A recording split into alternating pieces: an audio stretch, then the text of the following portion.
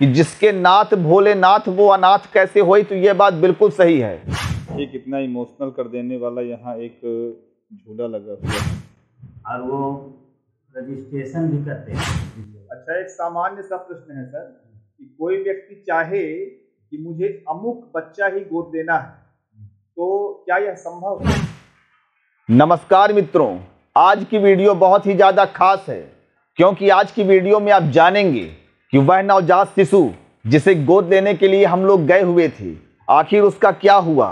और दूसरा, आप जानेंगे कि वह दंपत्ति कौन है जो 400 किलोमीटर की दूरी तय करके उस बच्चे को गोद लेने के लिए आई हुई थी। आप उनसे मुलाकात भी करेंगे और इस वीडियो में आप जानेंगे कि आज के समय में अनाथ बच्चों के साथ क्या किया जाता है, हमारे देश में अनाथालयों की क्या स्थिति है। साथ ही आप जानेंगे यदि आपको किसी अनाथ बच्चे को गोद लेना है तो उसके लिए क्या कानूनी प्रक्रिया होती है। इसलिए इस पूरी वीडियो को आप जरूर देखिए, क्योंकि यह जानकारियों से भरी हुई है। साथ में आपको कई जगहों पर यह भावुक कर देगी और कई जगहों पर अत्यंत खुशी का अनुभव करवाएगी। फिर जैसे ही हम लोग जिला अस्पताल पहुंचते हैं तो वहां जाकर जानकारी मिलती है कि इसके लिए आपको सीएमओ से मुलाकात करनी पड़ेगी। चूंकि शनिवार था, इसलिए सीएमओ अपनी ऑफिस में नहीं थे, वो किसी दूसरे कार्यालय में थे। तो हम उस दूसरे कार्यालय के लिए जाते हैं और वहां जाकर पता चलता है कि वो कहीं बाहर चले गए हैं। उनकी जगह पर हमने बीएमओ से मुलाकात किया और बीएमओ से बातचीत के दौरान हमें पता चला कि आप किसी भी बच्चे को सीधा गोद नहीं ले सकते। उसकी एक प्रक्रिया होती है, यह है आपको शिशु गृह के माध्यम से एक एप्लीकेशन देकर आपको इशू किया जाता है। जी सर, बच्चे को गोद लेने के लिए क्या प्रक्रिया जरा बताइएगा। बच्चे को गोद लेने के लिए सामाजिक संगठन है, संस्था संचालित है, जिले लेवल में रहते हैं। अभी अनूपपुर में तो नहीं, जिला शहडोल में जरूर है। तो शिशु बाल गृह के नाम से संचालित, वहाँ बच्चे को रखा भी जाता है, वहाँ संस्था संचालित की जाती है, वहाँ स्टाफ है इनका। और उन्होंने बताया कि यह शिशु गृह जो है वह हमारे शहडोल संभाग में केवल शहडोल में है। तो हम लोगों ने अपनी गाड़ी अनूपपुर से शहडोल के लिए निकाल ली और वहाँ बहुत मुश्किल से हमने ढूंढा, क्योंकि वह ऐसे स्थान में था जिसे ढूंढ पाना बहुत ही मुश्किल था। साधारण रूप से आम आदमी के मन में एक कल्पना होती है अनाथालयों को लेकर कि भारत के अनाथालयों में वही जो फिल्मों में दिखाया जाता है कि 40-50 बच्चे पुराने कपड़ों में खड़े होंगे। तो कुछ ऐसी ही हमारे दिमाग में भी छवि थी कि शायद बच्चे कुछ इस प्रकार से होंगे। लेकिन जैसे ही हम अनाथालय के द्वार पर पहुंचते हैं तो वहाँ एक बहुत ही भावुक कर देने वाला दृश्य था।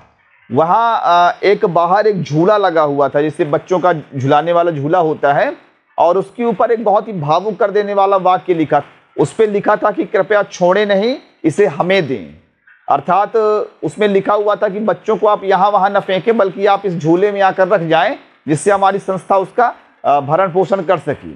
ये कितना इमोशनल कर देने वाला यहाँ एक झूला लगा हुआ है बच्चे के लिए, और यहाँ देखिए लिखा है फेंके नहीं हमें दें।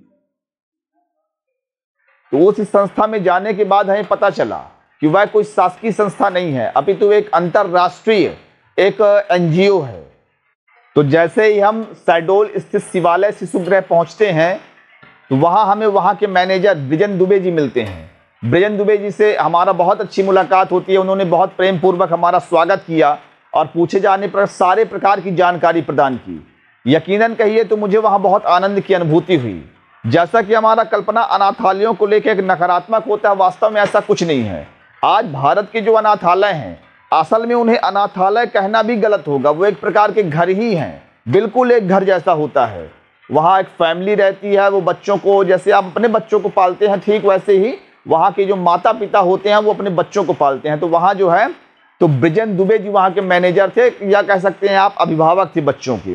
तो उनसे हमारी पूरी बात हुई। तो उन्होंने बच्चों को अडॉप्ट करने की जो पूरी एक प्रक्रिया होती है, उस प्रक्रिया के विषय में उन्होंने बताया और बोला कि कारा एक इंटरनेशनल एक बच्चों का, मतलब ये अनाथ बच्चों का जो भलाई करने का जो काम होता है वह कार्य करती है। तो उसके एक प्रोटोकॉल है, इस प्रोटोकॉल के खिलाफ कोई नहीं जा सकता है।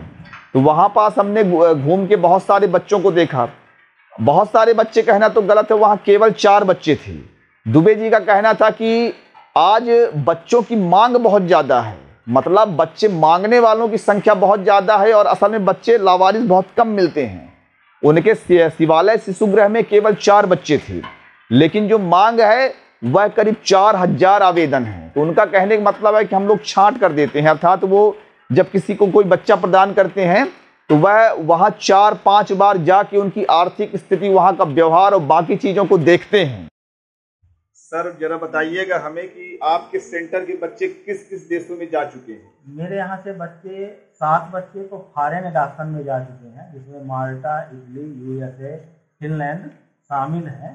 बाकी भारतवर्ष के लगभग 25 राज्यों में भी जा चुके हैं। अच्छा, वहाँ जाकर मुझे एक बात पता चला कि एक जो पुराना गाना है ना कि जिसके नाथ भोलेनाथ वो अनाथ कैसे होई, तो ये बात बिल्कुल सही है। आज के समय में जो बच्चे अनाथ हो जाते हैं असल में वो और अच्छे घरों में चले जाते हैं। बताए वो शहडोल शिशुगृह के जो मैनेजर थे दुबे जी, उन्होंने बताया कि हमारे शहडोल के शिशुगृह से करीब 7 बच्चे विदेश जा चुके हैं, अमेरिका जा चुके हैं, माल्टा जा चुके हैं, फिनलैंड जा चुके हैं, न्यूजीलैंड जा चुके हैं। मतलब जो अनाथ बच्चे हैं इनकी डिमांड कहाँ कहाँ से आ रही है। तो मुझे इस बात को जानकर बेहद खुशी हुई कि भाई जिसके वास्तविक माँ बाप नहीं है तो कम से कम उनको गोद लेने के लिए जो भगवान है वो देखिए क्या क्या व्यवस्था कर देते हैं। इसलिए जो हम लोग कहते हैं कि भाई बच्चे का क्या दोष था, उसको क्यों त्याग के चले गए, तो ऐसा कुछ नहीं है। उसको देखने वाले परमात्मा है और उसको बहुत अच्छे घर में भेज रहे हैं। अब बताइए 4 केवल वहाँ बच्चे थे और उन 4 बच्चों को पाने के लिए 4000 आवेदन हैं, उसमें 1 से 1 करोड़पति अरबपति। उन्होंने दुबे जी ने बातों ही बातों में बताया कि एक व्यक्ति उनको 2 करोड़ रुपए दे रहा था। मतलब जैसे उसमें क्या होता है नियम कि आप कोई छांट के बच्चा नहीं ले सकते हैं कि मुझे यही बच्चा चाहिए। कारा के द्वारा एक प्रकार से आप कह सकते हैं कि लॉटरी सिस्टम में जिसके हिस्से में जो बच्चा फंसेगा केवल उसको वही मिलेगा। लेकिन एक बताए मुंबई के कोई व्यक्ति थे जो 2 करोड़ रुपए उनको दे रहे थे कि मुझे यही बच्चा चाहिए, लेकिन बोले ये रूल रेगुलेशन के खिलाफ था, अगर वो ऐसा करते तो उनको जेल हो जाती। तो मैं कारा संस्था की भी सराहना करूंगा, कितना सुंदर वो पूरे विश्व में, वो इंटरनेशनल लेवल की संस्था है तो पूरे विश्व में इस प्रकार का कार्य करती है।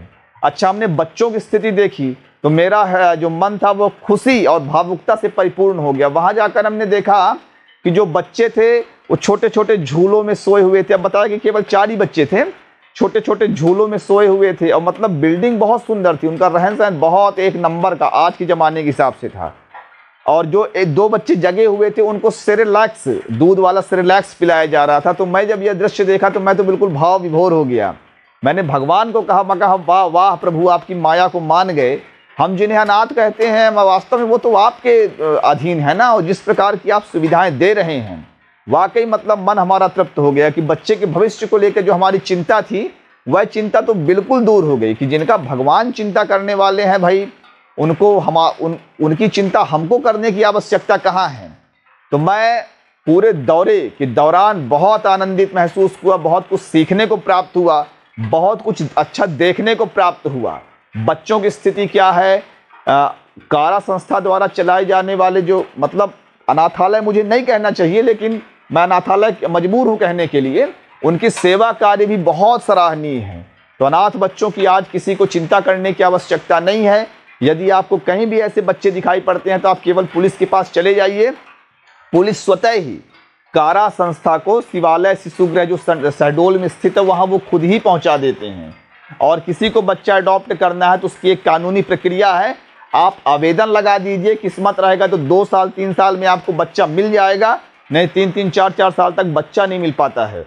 आज हमारे सोनू सरकार जी जो अंबिकापुर के निवासी हैं वो बच्चे को गोद लेने के लिए करीब 300 किलोमीटर दूर अनूपपुर कलेक्ट्रेट आए थे, लेकिन किसी कारण से आज यहाँ प्रक्रिया पूरी नहीं हो पाई है। तो क्या कहते हैं बताइए आप? यहाँ पास आए थे तो यहाँ पास ऑफिसर तो बंद है, ऑफिस तो बंद है, सर लोग कोई बैठे नहीं है तो बात नहीं हो पा रहा है। और ये बच्चे की जो होने वाली माँ हैं, आपका नाम बताइए? अनीसा सरकार जी हैं। तो आज अनाथालयों की स्थिति बहुत ज़्यादा बदल चुकी है। ये पहले जैसा वो बिल्कुल अव्यवस्था वाला नहीं है, बहुत हाईटेक हो चुके हैं, बिल्कुल एकदम रॉयल फैमिली जो होती है ना, बस वैसे ही कुछ मुझे वहाँ का दृश्य दिखाई पड़ा। मैं कारा संस्था को फिर से बहुत बहुत साधुवाद देता हूँ कि आप लोग इतनी अच्छी सेवा कर रहे हैं और एक जागरूकता भरा वीडियो अपने मित्रों के साथ भी शेयर करें ताकि उन्हें भी इन संपूर्ण प्रक्रिया के बारे में जानकारी प्राप्त हो सके।